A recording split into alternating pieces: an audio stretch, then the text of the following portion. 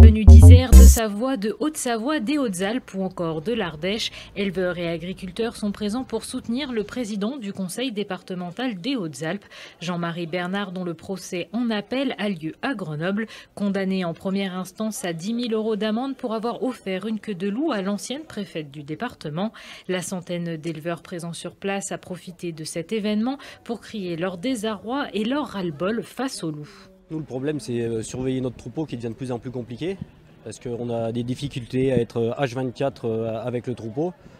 Parce que en fait, on le surveille tout le temps, mais dès qu'on tourne les talons, c'est là que le loup arrive.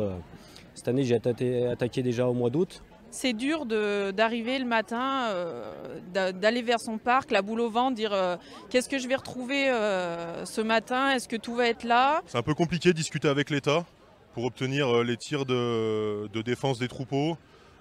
C'est compliqué dans les comptages aussi, hein. On nous annonce un chiffre de loup, on pense qu'il est aujourd'hui très très loin de la réalité. Sur place, en plus des éleveurs et agriculteurs, des élus locaux sont présents pour apporter leur soutien. Sans eux, la commune rurale n'existe pas, si vous voulez. Le monde agricole, c'est quand même le patrimoine de nos communes rurales. Notre présence est vraiment prioritaire et capitale. Et donc, je suis très heureux d'être ici, avec eux et pour eux. Et vraiment en soutien complet pour qu'enfin on puisse trouver une issue favorable à cette difficulté. Durant le rassemblement, une délégation est reçue en préfecture, une réunion qui n'a pas l'air d'avoir fait avancer la problématique. Aujourd'hui, la rencontre avec le préfet Sellet n'a pas amené grand-chose. Aujourd'hui, on n'est déjà pas d'accord. On avait normalement un devoir d'avoir un minimum de 500 loups pour éviter une consanguinité. Aujourd'hui, on est à 1000, plus de 1000 loups. Mais par contre, l'OFB en trouve que 620.